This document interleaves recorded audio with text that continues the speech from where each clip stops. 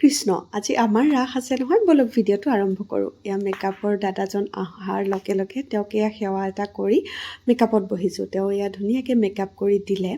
তাৰপিছত এইজনকো কামত লগাই দিছোঁ আৰু চুলি ক্ৰিম্পিং কৰাত লাগিছে তাৰপিছত এয়া একদম সৰহকৈ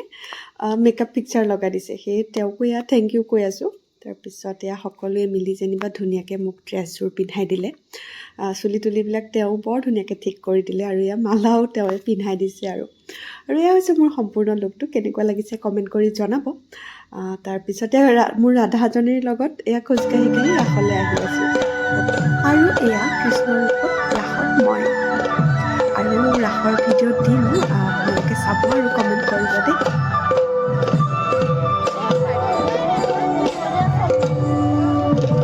এইফালে ৰাস শেষ কৰি মুকুট খুলি দিওঁতেহে অলপ শান্তি পাইছোঁ আৰু এয়া সকলোৱে মিলি লাষ্টত পকৰি খাই আহিলোঁ আজিলৈ ইমানেই বাই